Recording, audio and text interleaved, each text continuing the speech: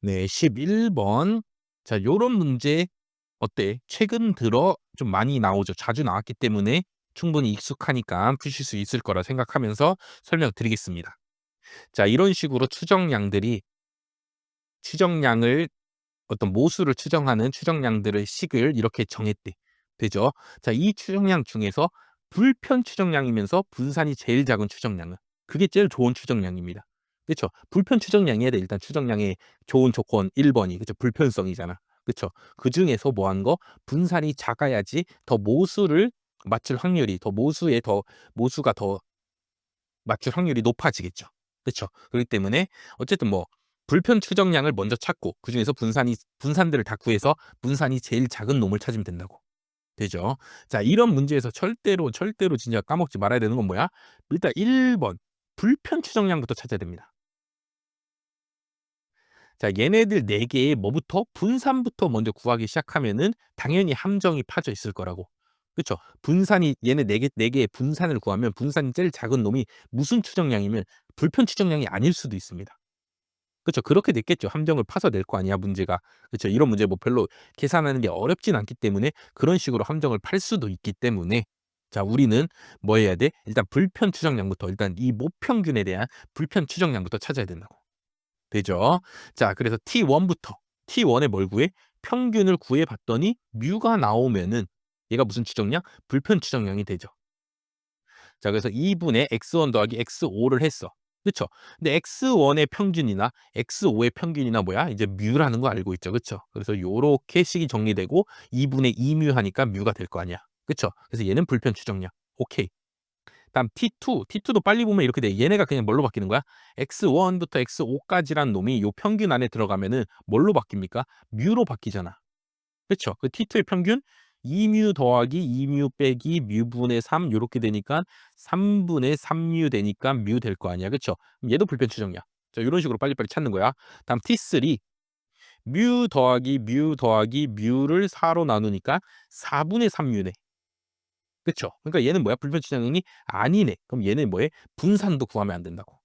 그쵸? 불편 추정량 중에서 분산이 제일 작은 놈 찾는 거니까.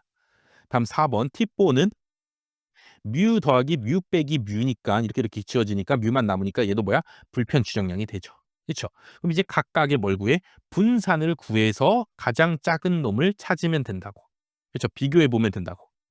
자, 일단 이제 분산을 구하면 되는데 자, T1의 분산부터 구하겠습니다. 자, 그럼 분산 2분의 x1 더하기 x5가 되죠. 그쵸? 2분의 가 앞으로 튀어나가면서 4분의 1이 되고 vx1 더하기 x5 요렇게 되는데 각 표본들은 무슨 표본이야? 확률 표본이니까 서로 독립이니까 분산도 그냥 뭐 하면 돼? 더해주면 되죠. 되시죠? 자, 그렇기 때문에 요 하나의 지워버렸네. 이럴 수가. 자, 요 하나의 값이 뭘로 바뀌어? 얘가 시그마 제곱이 되죠. 그쵸? vx1 더하기 x5는 vx1 더하기 vx5니까 그쵸? x1의 분산이 뭐야? 시그마 제곱이잖아. 뮤고 시그마 제곱이 모집단에서 나온 놈이니까. 그쵸? 그래서 x5의 분산도 어차피 시그마 제곱이 되니까 이 각 변수들이 뭐가 돼? 시그마 제곱이 된다. 라는 생각도 아까 평균 구할 때는 각 변수들이 뭘로 바뀌어? 뮤로 바뀌듯이 이제 분산 구할 때는 각 변수들이 뭘로 바뀌어? 시그마 제곱으로 바뀐다. 자, 요런 개념만 갖고 계시면은 얘는 4분의 2 시그마 제곱이니까 2분의 1 시그마 제곱이 된다는 거 알 수 있죠. 그쵸? 어차피 다른 애들도 어차피 분산 구하면은 시그마 제곱이 나올 겁니다. 뭐 곱하기 시그마 제곱 될 거 아니야. 그쵸? 그렇기 때문에 요 앞에 있는 이 수만 갖다가 뭐 하는데 비교해 보면 된다고. 그쵸? 그래서 1번은 T1은 분산이 2분의 1이다. 이렇게 적어 놔도 되죠. 그쵸? 어차피 시그마 제곱은 다 어차피 나와주는 놈이니까. 자, 이번엔 T2 어떻게 돼? 3분의 1, 이 3분의 1은 앞으로 튀어나가니까 9분의 1이 될 거고, 자, 2x1, 분산 2x1을 결국 구할 거 아니야. 그쵸? 그럼 2도 앞으로 튀어나가면서 제곱하면서 4가 되고, 남아있는 vx1만 뭘로 바뀌어? 시그마 제곱으로 바뀔 겁니다. 되죠?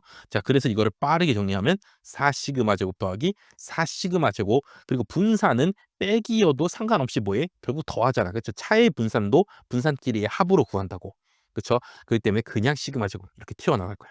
되죠? 그럼 9분의 4, 8, 9니까 9 시그마 제곱이 되니까 얘는 뭐야? 1이네. 그렇죠? 시그마 제곱 1 곱하기 시그마 제곱이니까 얘는 분산이 1이다라고 볼 수 있죠. 그쵸? T2는 분산이 1, T1은 2분의 1. 아직까지는 T1이 작네요. 그럼 T4도 빠르게 구하면 어떻게 돼? 이거는 그냥 밑에 뭐 분수도 없으니까 얘도 시그마 제곱 더하기 얘도 시그마 제곱, 이거 마이너스도 상관없이 더하기 시그마 제곱이 되니까 얘는 3 시그마 제곱이 될 거라고. 되죠. 그렇기 때문에 가장 작은 놈 누구? T1이 되죠. 정답 몇 번? 1번이 되는, 지금까지 뭐 여러 번 출제되었고 여러분들도 이거 충분히 푸셨겠죠. 그쵸? 자, 문제를 출제하는 원리에서 제가 예전에 한번 기출문제 풀다가 요런 말을 드린 적이 있어. 1 번부터 10 번까지 한 세트고 11 번부터 20 번까지 한 세트여서 1 번부터 난이도 점점점점점 올라가다가 다시 11 번부터 다시 난이도 쉬워지면서 다시 또 올라간다. 뭐 이렇게 말씀드린 적이 있어. 그쵸. 근데 7 급은 물론 25 문제나 되다 보니까 좀 어떻게 내는지까지는 제가 모르겠지만 어쨌든 11번 별로 안 어렵다고. 역대 나온 11 번들 보면은 뭐 그렇게 어렵지 않은 문제고, 당연히 얘는 뭐 이전에도 한 번이 뭐야 여러 번 나왔던 문제이기 때문에 풀 수 있는데, 이제 어떻게 풀어야 돼? 빨리 풀어야 된다. 그래서 불편 추정량 찾을 때는 얘네가 그냥 다 뮤다 생각하고 푸시고 되죠. 그다음에 분산 찾을 때는 얘네 각 확률 이 표본들 있잖아. 그쵸? 얘네 표본들이 다 시그마 제곱이다 생각하고 푸는데, 예를 들어 3x1 요렇게 돼 있을 때는 분산 구하면은 9 시그마 제곱. 3도 뭐 하니까 제곱돼서 튀어나가니까 9 시그마 제곱이 된다. 자, 요런 것만 좀 까먹지 말고, 난 빼기가 있더라도 분산은 다 더하기로 바뀌니까. 그쵸? 여기에 변수가 더 붙으면은 분산이 계속 더 더해지는 거야. 그렇죠. 그렇기 때문에 더 안 좋아지는 거야. 더 확률이 뭐해져? 더 높아지는 거죠. 그렇죠. 자, 그렇기 때문에 좀 그런 것들을 생각하면서 어떻게 하면 더 빨리 풀 수 있을까? 자, 요런 것만 좀 고려해서 풀면은 되는 문제였다. 자, 요렇게 말씀드리겠습니다. 네, 12번 풀어보도록 하겠습니다. 자, 12번이 이번 시험에서 제가 평가하는 가장 어려운 문제다. 가장 어려운 문제라는 건 뭐야? 일단 난생 처음 보고 그다음에 어떻게 약간 추론해 갖고 정답을 찍기도 조금 어려운 그런 문제이기 때문에 요 문제는 뭐 진짜 실제 시험에서 틀렸더라도 뭐 할 말이 없습니다. 처음 보는 문제이기 때문에 낯선 문제. 평균 제곱 오차 MSE를 이런 일반적인 추정량을 갖고 구하라는 문제는 처음 출제되었기 때문에, MSE 어디서 많이 봐? 분산 분석에선 본 적 있죠. 그쵸? 자, 분산 분석에선 본 적이 있는데 여기선 처음 보기 때문에 어려운 문제다. 자, 이렇게 말씀을 드리고 아까 11번을 풀면서 제가 9급 시험은 1 번부터 10 번까지 점점 어려워지다가 다시 11 번부터 쉬운 문제부터 시작해서 다시 20번 요렇게 간다. 이렇게 말씀을 드렸는데, 자, 7 급은 아까 11번 쉬웠잖아. 그쵸? 엄청 쉬운 문제였다고. 근데 갑자기 12번 가장 어려운 문제라고. 자, 이렇게 해서 문제 난이도가 뒤죽박죽이다. 그래서 약간 요 두 시험을 이제 시험장에서의 전략이 좀 달라질 수 있습니다. 자, 예를 들어 9 급은 1 번부터 풀다가 내가 막혀. 그럼 다시 11 번부터 풉니다. 왜 11 번부터 다시 쉬워지니까 문제가. 그쵸. 요런 방법이 낫고, 자, 7 급은 순차적으로 풀다가 내가 12번 같은 거 맞닥뜨렸어. 어려운 것 같아. 그럼 제끼고 다시 또 쉬운 문제 다시 순차적으로 찾아가면서 풀어 주다가 나중에 시간 남을 때 다시 돌아와서 풀어 줘야 된다. 그쵸. 요런 식으로 약간 두 시험은 약간 좀 덜 전략이 좀 다를 것 같다. 자, 요런 말씀을 드리면서, 자, 12번 어렵지만 자, 이제 우리 이제 공부하는 입장이니까 왜 어려워? 이걸 처음 봤기 때문에 어렵습니다. 근데 이제 요거는 이제 24년 7 급에 출제되면서 앞으로 이제 이게 뭔지는 알았으니까 MSE를 어떻게 구하는지는 알게 되었으니까 이제 앞으로 나온다면은 뭐 충분히 풀 수가 있겠죠. 그쵸? 공식만 잘 외워가시면 풀 수가 있습니다. 그래서 이제 처음 이 24년 7 급을 보신 분들은 당황스럽고 어렵고 당연히 틀릴 수도 있다. 자, 이렇게 말씀드리면서 12번 풀어보겠습니다. 자, 5개의 표본을 세타부터 세타 플러스 1인 균일 분포에서 뽑으래. 그렇죠. 구간이 세타부터 세타 플러스 1인 구간에서 뽑히는 균일 분포라고 x가. 자, 그럴 때 표본 평균 바x라고 하면은 추정량을 요 세타에 대한 추정량을 표본 평균 빼기 2분의 1로 하자입니다. 되죠? 자, 그럴 때 편의와 MSE를 구해라. 자, 요런 문제입니다.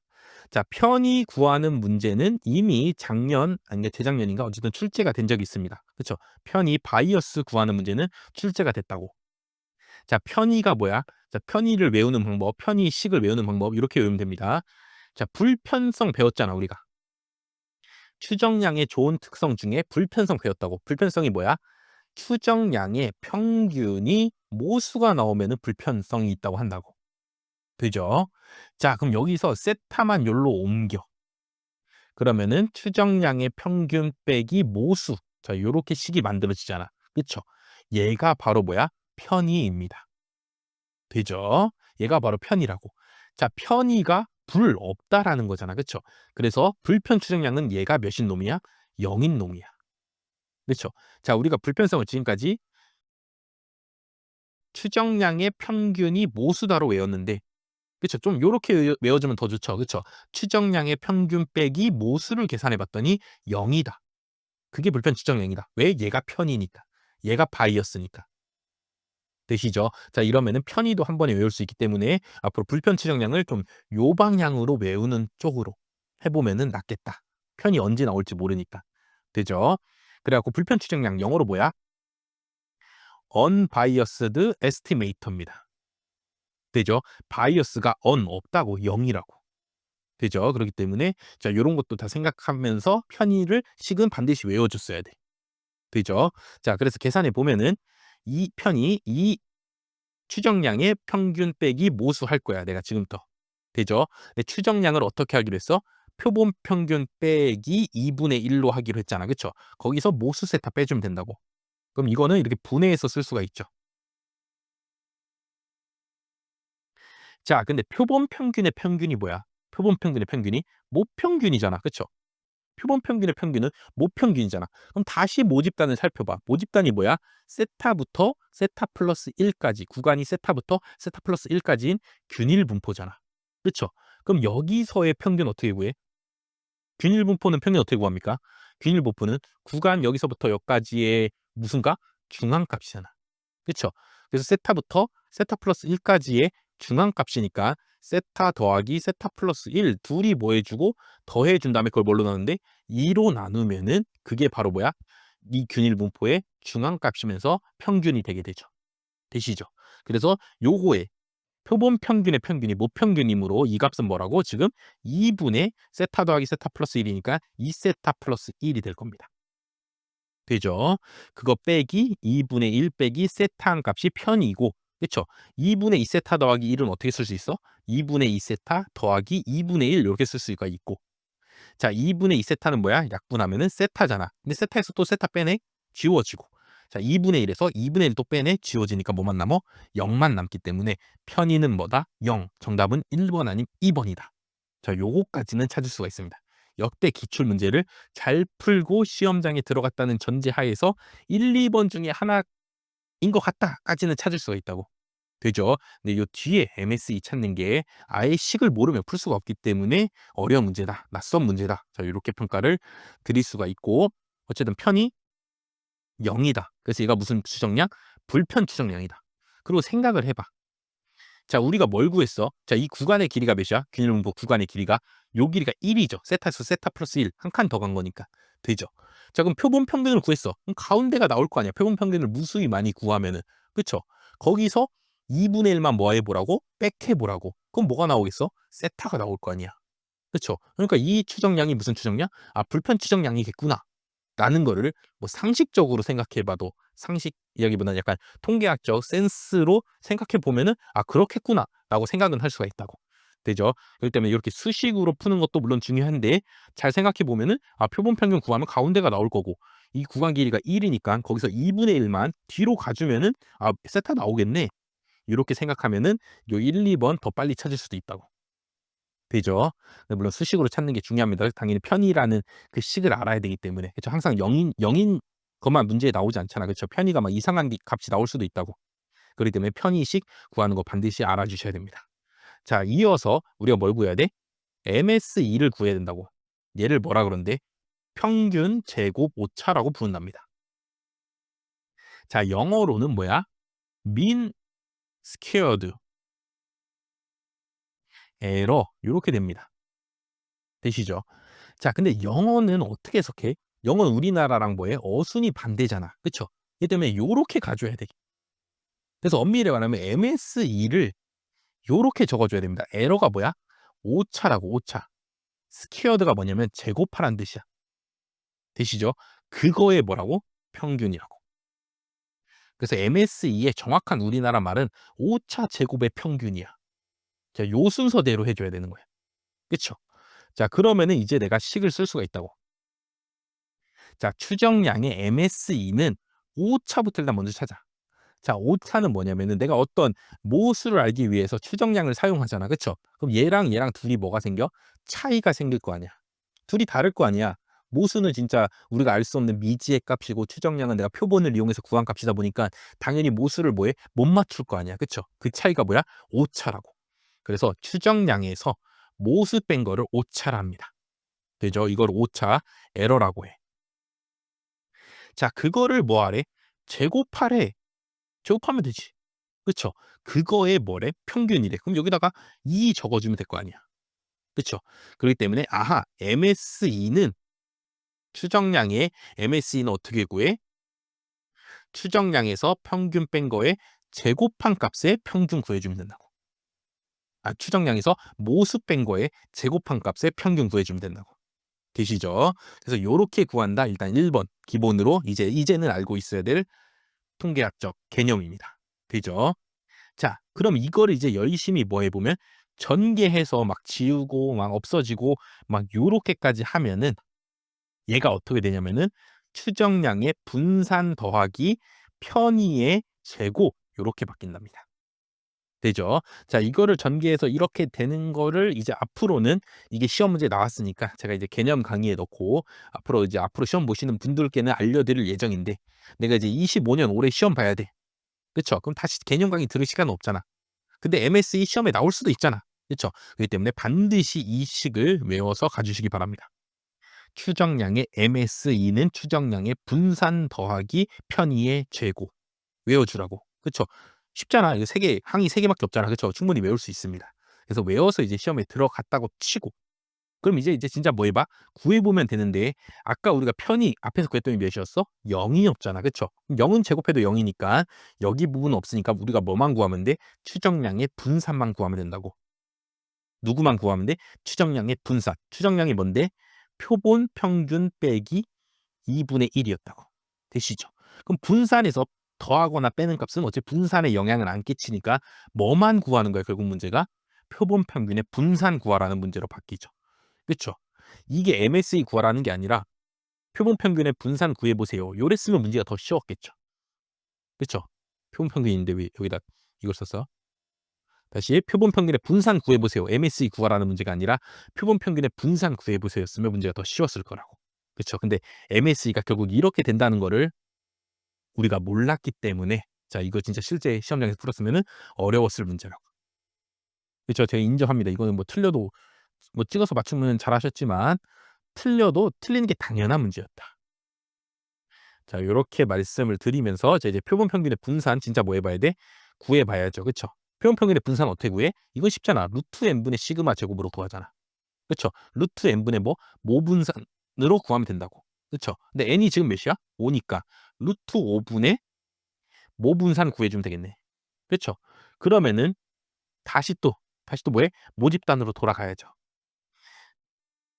풀 공간이 없는데 자, 이거 지울게요 좀만. 자, 우리가 세타 플러스 1이 1, 2 구간인 균일 분포에서 우리가 이제 뭘 구해야 돼? 이제는 분산을 찾아줘야죠. 그쵸? 자, 균일 분포의 분산 어떻게 구해? 12분의 구간이 A에서 B까지인 균일 분포의 분산 구하는 공식 12분의 B-A의 제곱이라고. 그쵸? 이건 외워줘야 돼. 왜냐 균일 분포의 분산이 한 22년도부터인가 계속 슬금슬금 나오기 시작하고 있습니다. 그렇기 때문에 균일 분포의 분산 구하는 공식 외워주셔야 됩니다. 되죠? 만약에 여기까지 내가 또 찾아내는데 이걸 또 안 외우고 갔어. 그럼 또 틀리는 거죠. 그렇죠. 그렇기 때문에 이제 앞으로 나와주는 공식들 이제 점점 늘어나 계속 안 나왔던 부분들이 나와주니까 공식이 늘어나지만 그렇게까지 외우는데 엄청 어려운 통계학에 그렇게 어려운 공식은 없다고. 그러니까 좀만 더 공부를 좀 더 많이 해주셔서 외워주시기를 바라면서 어쨌든 균일 분포는 12분의 B-A 제곱으로 구한다. 그럼 지금 B가 뭐야? 세타 플러스 1이고 A가 뭐야? 세타니까 둘이 빼면 몇이야? 1이잖아. 그쵸? 세타 플러스 1에서 세타 빼주면 1이니까 12분의 1의 제곱이 되기 때문에 얘는 다시 어떻게 써? 모분산이 12분의 1이고 밑에가 루트 5가 되죠. 아 잘못했네요. 그쵸? 진짜 맨날 실수합니다 맨날. 자 다시 여기가 루트 n이 아니잖아. 그쵸? 여기가 뭐야? n이죠. 그쵸. 맨날 이 뭐냐 표본 평균 표준화할 때 여기 루트 n분의 시그마로 나누다 보니까 맨날 루트 n이 익숙한데 이건 얘가 표준 편차니까 루트 n으로 나눈 거잖아. 그쵸?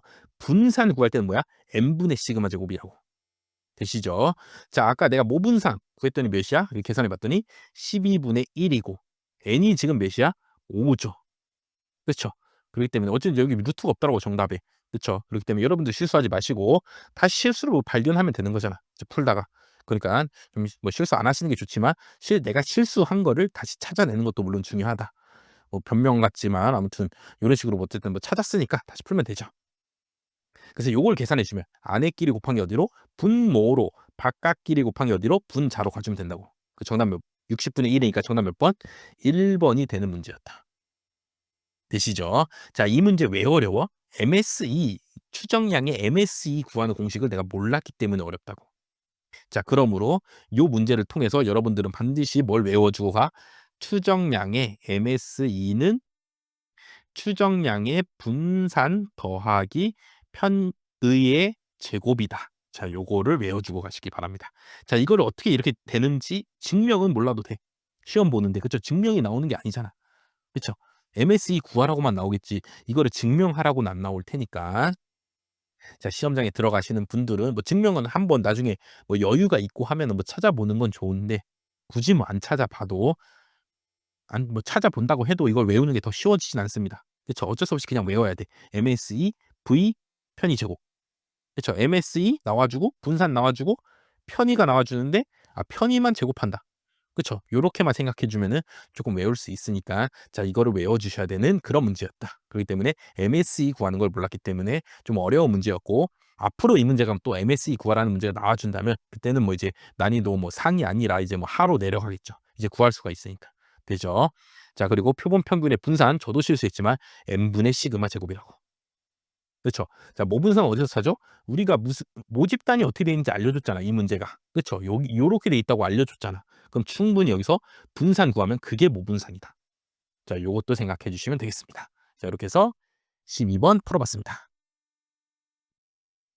네 13번 13번은 또 다시 쉬워져. 12번 어려웠는데. 그쵸? 13번은 뭐 지금까지 많이 봐온 거고 회귀 분석에서 정말 그냥 기본 개념을 아냐? 물어보는 문제이기 때문에 뭐 쉽게 푸셨을 거라 생각이 듭니다. 자 풀어볼게요. 그냥 풀게.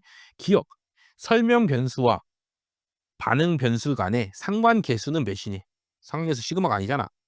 상관계수 뭐야? R이잖아. 그쵸? R은 뭐냐? 이건 뭘 이용해서 구해? 지금 무슨 회귀 분석이야? 단순 회귀 분석이잖아. 그쵸? 그럼 상관계수는 뭘 이용해서 구해? 결정계수를 이용해서 구하죠. 그쵸? 왜냐면은 결정 계수가 상관 계수의 뭐니까? 제곱이니까. 그쵸? 문제에서 뭘 알려줬어? 결정 계수는 0.81이다도 알려줬잖아. 그쵸? 그럼 상관 계수는 뭐야?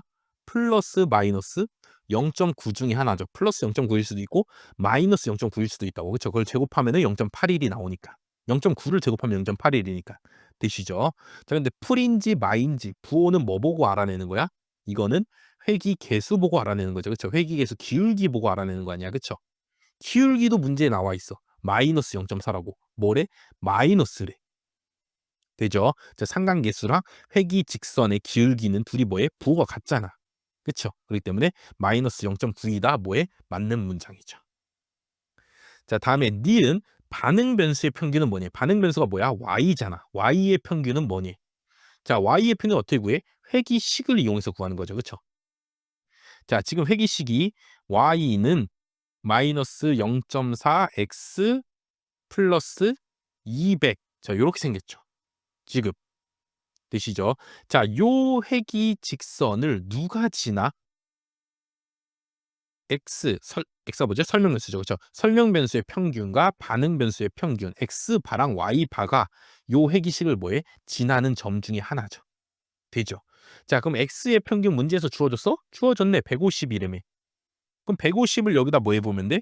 대입해 보면은 바 y 튀어나오겠죠. 그래서 바 y는 마이너스 0.4 곱하기 150 더하기 200이니까 자, 요거 10분의 4니까 요거 10분의 4잖아. 그쵸? 10 약분되고 15 곱하기 4니까 마이너스 60 플러스 200이 되므로 140. 맞죠? 니은도 맞다. 되죠? 그래서 기역 니은이 맞는데 이것도 해 봐야죠. 그쵸? 요까지 풀고서 좀 보기 보고 찾아보려 했지만 어쨌든 뭐 디귿도 풀어 줘야 된다. 네, 디귿은 뭐야? x는 100일 때 x는 100이면 y의 반응 변수, y의 추정값은 160이냐? 자, 요런 문제죠. 자, 요것도 어떻게 찾는 거야? 네, 우리가 추정한 회기식 갖고 찾는 거죠. 그렇죠? 추정한 회기식이 마이너스 0. y는 마이너스 0.4x 플러스 200이잖아. 그렇죠? 이게 뭐야? 추정한 회기식이잖아. 그럼 여기에 x가 100일 때 y의 추적과 알려면 100을 이제 뭐 해보면 돼? 대입하면 되잖아.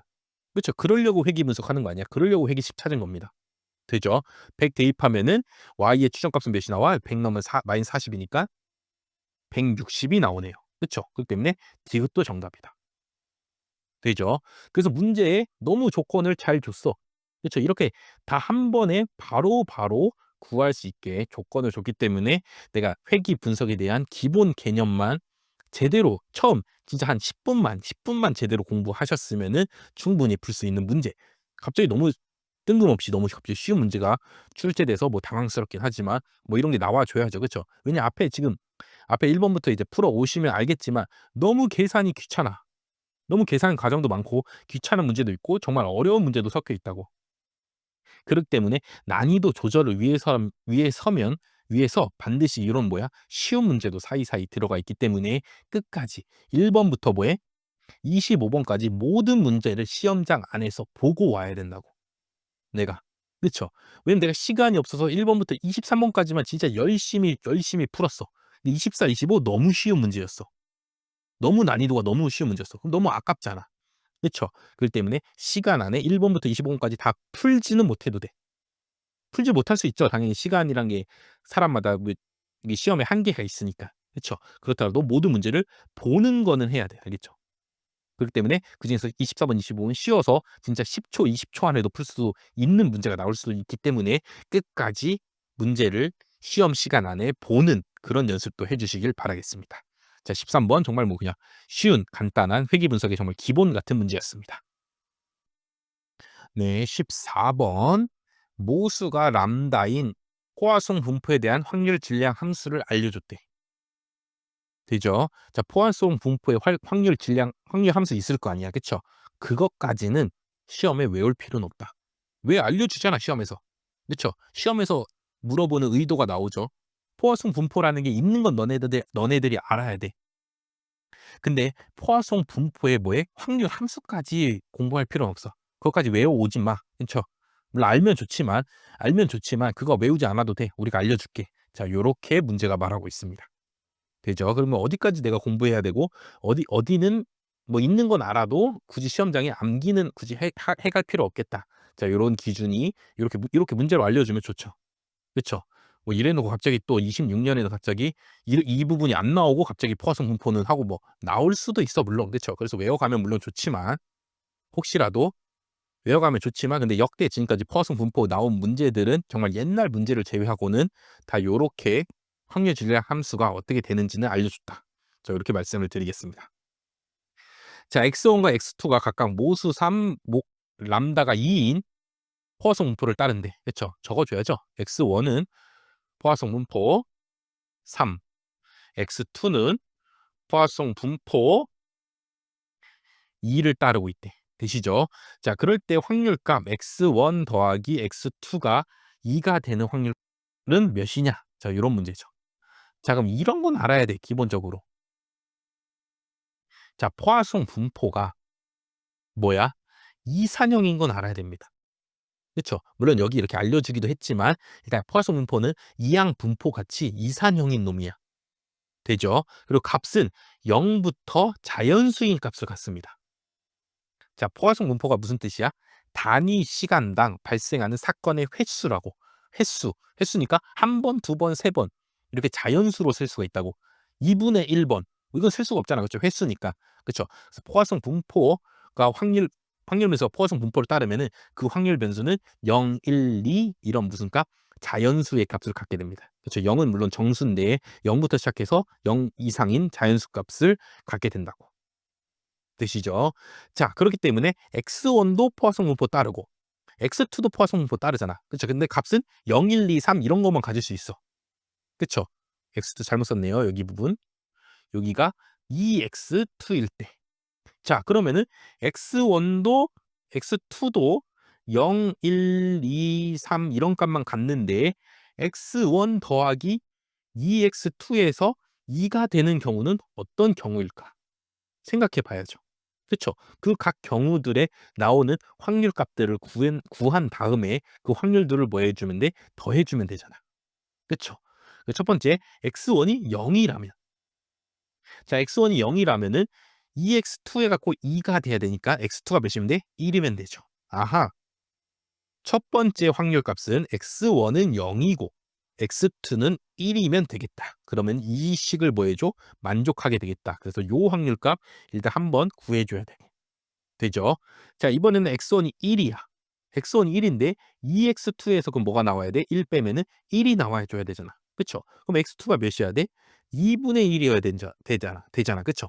근데 내가 뭐라 그랬어? 포화성 분포는 0 이상인 정수값, 특히 자연수값만 가진다고. 되죠? 0 포함해서 0 플러스 자연수값만 갖는다고. 그렇기 때문에 2분의 1은 자연수가 아니므로 이런 경우는 성립할 수가 없죠. 되시죠? 자, 그럼 이번엔 x1이 2야. 2면은 2는 2니까 x2가 그냥 몇이면 돼? 0이면 되죠. 그렇죠? 그래서 요 경우에도 성립하는구나. x1은 2, x2는 0인 경우에도 요 x1 더하기 2x2는 2다가 성립하는구나. 그래서 요렇게 또 확률값 찾았고 이제 x1이 3 같은 거 돼. 3 이상이 돼. 그럼 여기 3 빼기 뭐가 돼야지 2가 되니까 여기가 마이너스가 나오잖아. 그쵸? 근데 포화성 분포는 뭐라고? 0 이상만 갖는다고. 그렇기 때문에 마이너스일 수는 없기 때문에 우리가 구하고자 할 확률은 이렇게 두 경우밖에 없구나를 찾아낼 수가 있죠.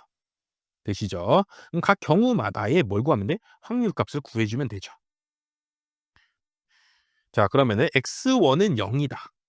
그럼 요걸 이용해서 요 확률값 여기 있잖아. 그쵸? 이용해서 구하면 되잖아. 그쵸? 어떻게 구한대? 포화성 분포의 확률값은 x 팩토리얼 분의 2의 마이너스 람다승 곱하기 람다의 x승 구하면 된다고. 되죠? 근데 x1은 람다가 몇이야? 3이잖아. 그래서 여기가 3, 요 람다 대신에 3을 적어주면 되고 지금 x1이 요 x잖아. 그쵸? 이 x가 몇이었으면 좋겠대? 0이었으면 좋겠네. 오케이, 그럼 써주면 돼. 그냥 0 팩토리얼 분의 2의 마이너스 3승 곱하기 3의 0승 요렇게 되죠. 되시죠? 자, x1이 0이면서 x2는 몇이야 돼? 1이야 되잖아. 그쵸? 동시에 발생해야 된다고. 그다음에 확률을 둘이 뭐 하면 돼? 곱해주면 되죠. 왜냐 둘이 서로 보니까 독립이니까. 되죠?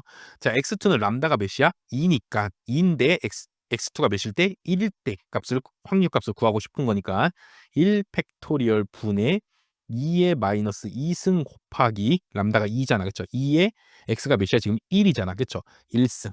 요렇게 계산해 주면 되죠. 되죠? 자, 0 팩토리얼은 1입니다. 그건 뭐 약속이야. 팩토리얼의 약속이야. 그렇기 때문에 3의 영승도 1이고 그래서 계산하면 여긴 뭐만 남어? 2의 마이너스 3승만 남고 여기 1 팩토리얼은 어차피 1이고 요건 2니까 2 곱하기 2의 마이너스 2승 이렇게 남겠네. 정리했으면 2 곱하기 2의 마이너스 5승이 되죠. 그렇죠? 2의 마이너스 3승이랑 2의 마이너스 2승을 곱하면 지수끼리 뭐하니까 더해주니까 2 곱하기 2의 마이너스 5승이 됩니다. 되죠? 자, 요런 거 계산은 충분히 하실 수 있어야 됩니다.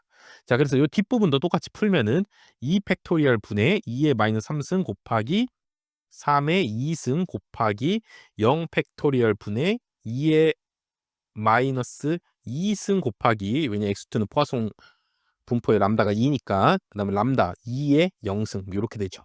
어차피 1이니까 필요 없고 2 팩토리얼은 몇이야? 2잖아. 그쵸? 3의 제곱은 9잖아. 그래서 2분의 9만 남고 2의 마이너스 2승, 2의 마이너스 3승 하니까 2의 마이너스 5승 이렇게 된다고.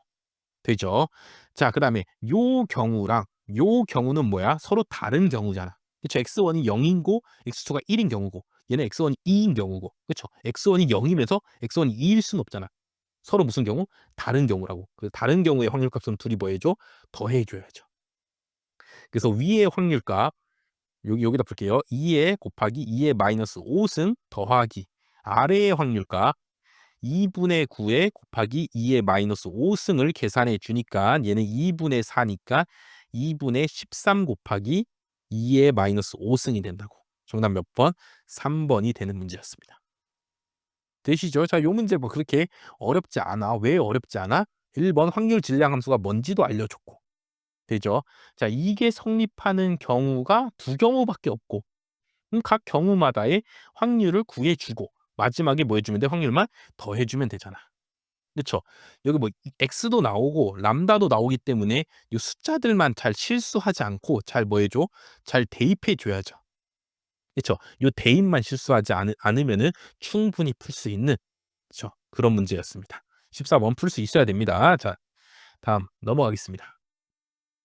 네, 15번 풀어보겠습니다. 회귀 분석을 했대. 되시죠? 자, 그래서 이렇게 뭐 해줘?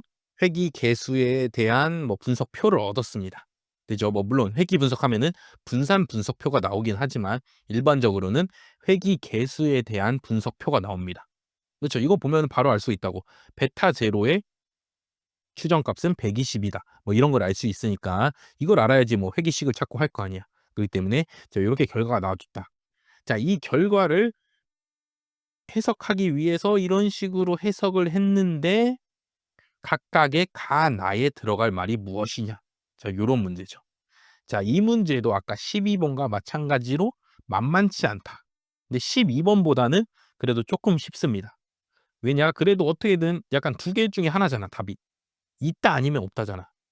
그쵸? 그럼 둘 중에 하나를 잘 눈치껏 잘 찍으면은 그래도 어느 정도 맞출 수는 있기 때문에 잘 모르더라도 찍어서 맞출 수는 있기 때문에 12번보다 어렵진 않은데 15번도 만만치 않다.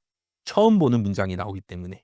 자, 이렇게 말씀을 드리면서 얘도 어려운 문제다. 자, 이렇게 말씀을 드리면서 가부터 찾아보겠습니다. 자, 베타 제로의 95% 신뢰 구간은 무엇이냐? 자, 요런 문제야.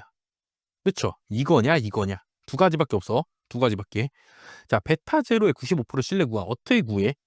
자, 신뢰 구간을 보통 어떻게 구합니까? 신뢰 구간을. 우리가 회귀 개수의 신뢰 구간 구하는 공식 배우진 않았지만 신뢰 구간은 일반적으로 예를 들어 모평균을 생각해 봐. 자, 모평균의 신뢰 구간 어떻게 구해? 추정량, 표본 평균 플러스 마이너스 어떤 여기에 뭘 써? 여기에다가 표 분포값을 쓰죠. 그렇죠? Z든 뭐 T든 분포값 95%면 무슨 값? 0.025 되는 값을 쓰잖아. 그렇죠? 하고 곱하기 여기에 뭐해? 루트 n분의 시그마죠. 그쵸? 이 바엑스, 이 추정량에 뭐해? 표준 편차를 갖다 적잖아. 그쵸?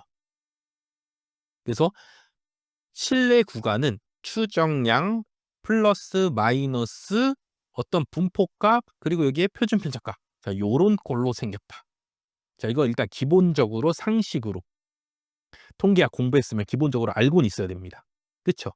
자, 이걸 이용해서 우리가 회귀 개수의 신뢰 구간 구하는 공식을 배우진 않았지만 그렇죠? 요런 꼴로 될 거다고 생각하고 보기를 봐봐. 그렇죠? 보기를 보면은 하나는 120 마이너스 1.76 곱하기 40이고 이 하한쪽 구간이 하나는 120 마이너스 2.15 곱하기 40이죠. 그렇죠? 자, 이런 식으로 우리가 신뢰 구간이 될 거라는 생각을 갖고 있으면서 보면은 요 120은 뭐야? 요 회귀 베타 제로에 대한 뭐야? 추정값이죠. 그 모평균의 신뢰 구간 구할 때 뭐랑 똑같은 거야? 표본 평균이랑 똑같은 거라고. 되죠? 오케이, 좋아. 자, 그럼 뒤에 똑같은 이 40은 뭐야? 40은 요 뒤에 보니까 루트 n분의 시그마 표준 오차가 지금 40이라며. 아하, 추정량의 표준 편차를 회귀 분석에서는 뭐라 불러? 표준 오차라고 부르는구나. 그래서 거기에 40이 적혀 있구나. 그럼 우리가 찾아내야 될, 구분해야 될 요 가운데 부분은 뭐야? 분포값이죠. 되죠? 되시죠? 자, 그러고 문제를 다시 봤더니 분포값으로 t 0.025는 2.15, t 0.05는 1.76을 쓴대. 아, 여기 1.76과 요 2.15가 요 분포값에 대한 의미였구나. 구분이었구나. 자, 요렇게 생각이 들죠. 그쵸? 자, 지금 뭘 설명드리는 거냐면은 우리가 회귀 개수의 신뢰 구간 구하는 공식을 완벽하게 외우고 시험에 가면 당연히 좋지만 그쵸? 근데 그것까지 외우고 시험에 가는 사람은 없다고. 그쵸? 그럼 뭘 보고 찾아야 돼? 보기 보고 찾아줘야 된다고. 그쵸? 그럼 보기를 보고 해석해 봤더니 여기 두 구간만 다르고, 그쵸? 나머지는 추정량, 여기는 표준 오차 부분이니까. 그쵸? 그럼 우리가 구분해야 되는 건 뭐야? 어떤 분포값을 쓸 건가? t 0.025를 쓰는가? 0.05를 쓰는가만 구분해 주면 된다고. 되시죠? 자, 근데 실내 구간 구할 때는 무슨 값을 써? 95% 실내 구간 구할 때는 모평균의 추정도 Z 0.025 아니면 T 0.025를 쓰죠. 그쵸? 실내 구간은 양쪽에 놓고 양쪽에 2.5%씩 떼고 구하는 거니까 0.025 값을 써야 된다고. 되죠? 그렇기 때문에 누굴 써야 돼? 2.15를 써야죠. 되죠? 그렇기 때문에 정답은 몇 번? 3번 아니면 4번이구나. 자, 여기까지 찾아줘야 된다고. 자, 베타 제로의 95% 신뢰 구간 당연히 못 외웁니다. 이것까지 외울 시간이 없습니다. 그렇죠? 이것까지 외울 시간이 없지만 우리는 뭐 해야 돼? 외울 수 없더라도 보기를 보고 찾아내야 된다. 그리고 우리가 보기를 보고 찾을 땐 뭐해? 기본적으로 우리가 배운 것 중에서 생각해내서 찾아야 된다고. 통계학이 갑자기 새로운 게 나올 수는 없습니다. 그렇죠? 우리가 배운 걸 다 응용해서 나온다고. 그럼 신뢰 구간 구할 때는 뭘 써? 0.0 95% 신뢰 구간 구할 때는 0.025 이거 뭐야? 2.5 백분위수가 되는 값이죠. 그쵸? 0.025 값을 갖다 쓰잖아. 되죠? 그렇기 때문에 요 2.15를 골라줘야 된다. 자, 여기까지는 베타 제로 실내 구간 모르더라도 모르시는 분들도 어떻게든 약간 눈치껏 찾아낼 수가 있다고. 되죠? 여기까지는 눈치껏 찾아내는 거야. 물론 공식 외우면은 좋지만 그거 외우지 말라고. 저는 효율적으로 공부하는 걸 추천하기 때문에 외우지 말고 그냥 보기를 보고 찾아내라. 어, 그리고 보기를 보고 찾기도 쉽죠. 뭐만 찾으면 되니까 분포값 어느 거 써야 돼? 이렇게 물어보는 문제니까 찾는 거 뭐 어렵지 않다. 자, 이제 문제는 관건은 난데. 자, 나의 귀물가설이 뭐야? 베타 원이 1이냐? 그렇죠. 뭐 작다여도 뭐 상관없습니다. 그냥 1이냐? 대립가설이 뭐야? 1보다 크냐? 그러니까 회기 직선의 기울기가 1이냐 1보다 크냐. 자, 요걸 물어보죠. 자, 우리가 회기 계수 검정할 때 그쵸? 자, 지금도 보면 어떻게 돼? 여기 t값을 찾고 p값을 찾았다는 건 뭐야? 얘를 회기계수 검정했다는 거 아니야. 그쵸? 회기계수 검정할 때의 가설이 뭐야?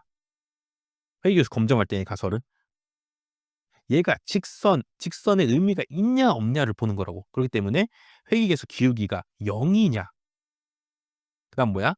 0이 아니냐를 본다고. 되죠? 자, 회기계수 검정할 때는 그때의 기무가설과 대립가설이 뭐라고? 0이냐 0이 아니냐. 그러니까 선형적으로 의미가 있냐 없냐를 물어보게 된다고.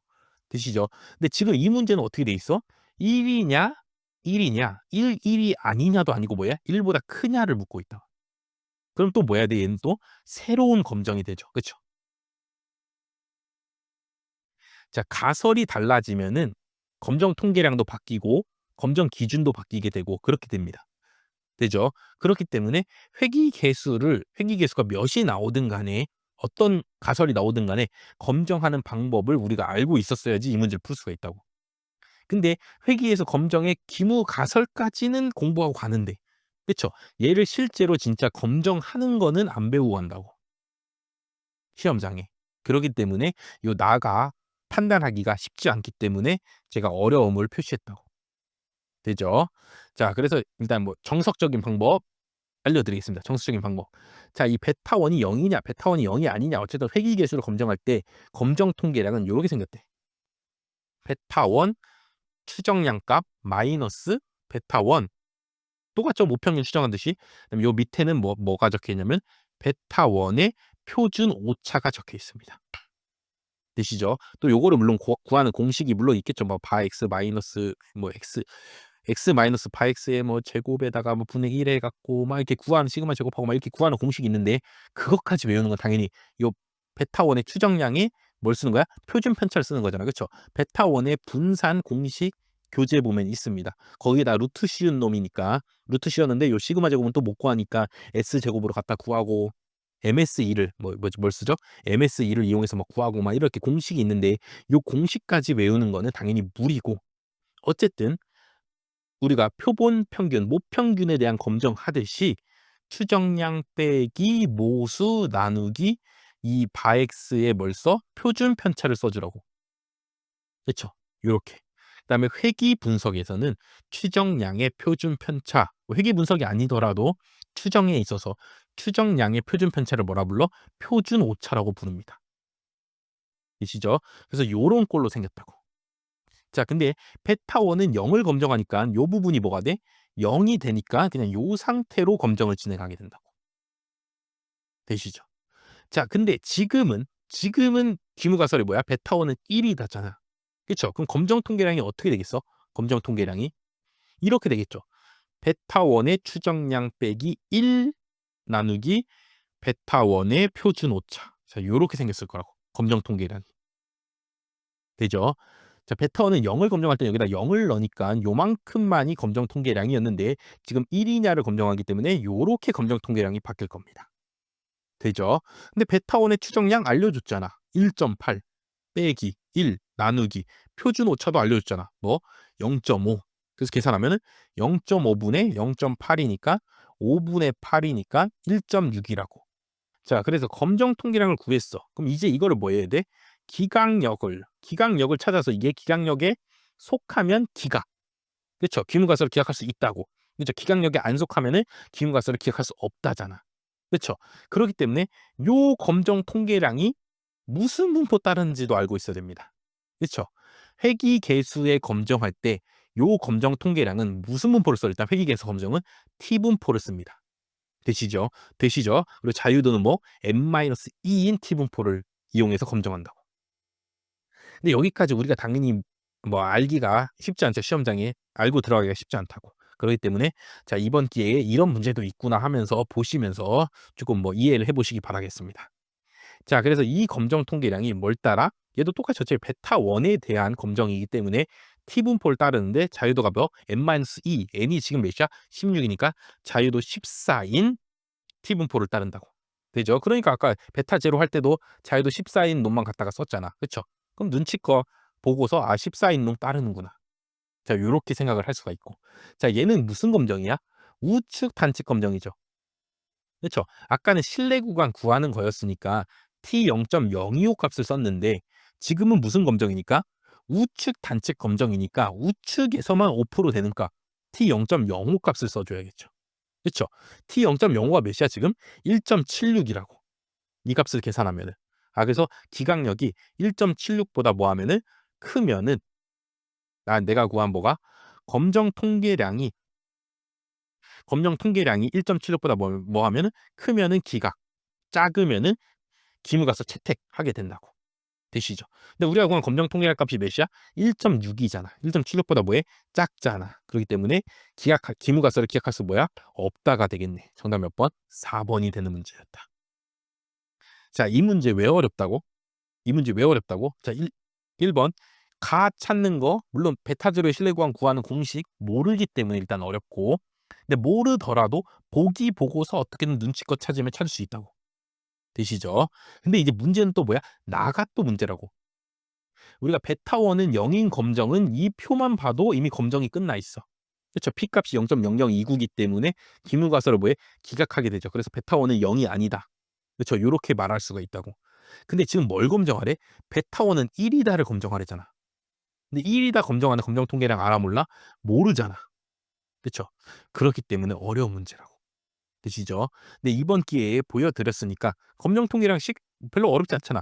얘를 또 풀어서 얘까지 외우려면 어렵습니다. 그건 어려워.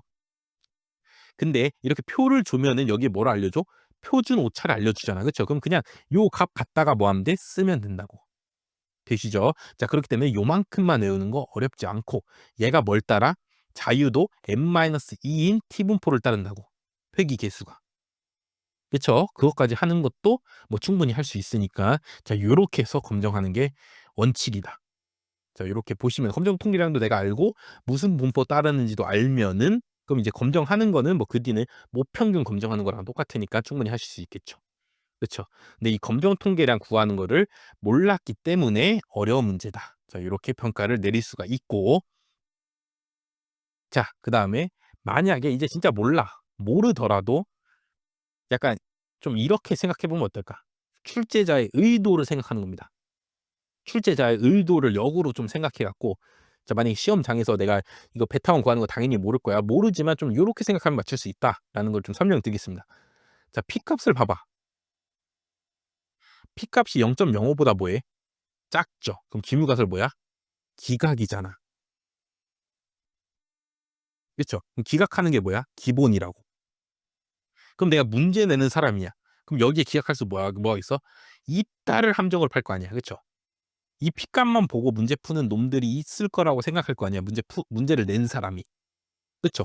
이 P값만 보고 이거 0.05보다 작네. 기울가설 기각. 이렇게 푸는 놈이 있을 거라고 생각하고 함정을 파서 실제로는 뭐야? 기각할 수 없다를 냈겠죠. 그쵸? 만약에 요까지 여기까지 하면 역으로까지 만약에 생각한다면은 이 검정 통계량 값 모르더라도 찍을 때 조금 더 정답에 맞는 걸 찍을 수가 있다고. 문제를 내는 사람 입장에서는. 그러니까 그냥 눈에 보이는 것만으로는 당연히 기각이야. 눈에 보이는 것만으로는. 그럼 당연히 답은 뭐야? 기각할 수 없는 걸 냅니다.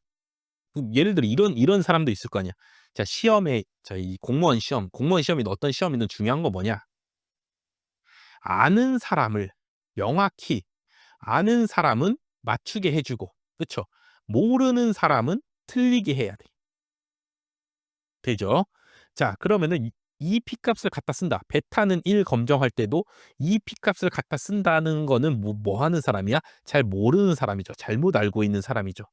근데 만약에 이 베타는 1이다를 검정했는데도 기울가설을 기각할 수 있다였으면, 만약에 검정 통계량 값을 구했더니 검정 통계량 값이 이게 다 맞게 구해도 3.0 같은 게 나와서 기울가설을 기각하는 경우면은 이 P값을 쓴다고 잘 모르는 사람도 이거 보고 그냥 이따 찍어 갖고 뭐 할 수 있어? 맞춰 버리게 된다고. 되시죠? 그렇게 맞출 수가 있잖아. 그쵸? 근데 우리 이 시험을 출제하는 사람들의 이 심리는 뭐냐면은 아는 사람만 맞게 해 주고 싶고 모르는 사람들은 함정에 걸리게 해 갖고 틀리게 하고 싶다고. 되죠? 그렇기 때문에 오히려 이게 뭐다? 함정이다 생각해서 이거에 뭘 생각해? 오히려 역을 생각해 갖고 정답을 고를 수도 있다. 자, 요렇게까지도 말씀드리겠습니다. 왜냐면 이거 정말 극한의 경우 내가 진짜 이거 어떻게 푸는지 모르는 경우 이 15번 문제 내가 만약에 시험장에 갔다고 쳐 봐. 그럼 못 풀 거 아니야. 그쵸? 웬만하면은 제 강의를 들으시는 분들의 95%는 95% 뭐야? 99%는 못 풉니다. 처음에는 당연히 못 풉니다. 자, 이제는 풀 수 있죠. 이제는 검정 통계량이 뭔지 알았으니까 베타 1의 추정량 빼기 우리가 쓰는 그 모 모회귀계수, 그쵸? 베타 1 기무가설에 나오는 그 베타 1 나누기 표준 오차. 요렇게 하는 검정 통계량은 요렇게 하고 얘가 뭘 따라? T분포 자유도가 n-2인 T분포 따른다는 거 이 문제를 통해 알았으니까 이제 앞으로는 풀 수 있는데, 자, 이거를 배우지 않고 제가 당연히 가르치지도 않았겠죠. 그전에 나온 적이 없으니까. 그다음에 또 이제 공식이 좀 뭐 쉽지도 않고 이 SE 구하는 요 공식이 쉽지가 않기 때문에 가르치지 않았다고. 그럼 제 강의를 들으시는 분의 99%는 당연히 모르고 시험에 갔을 거야. 그쵸?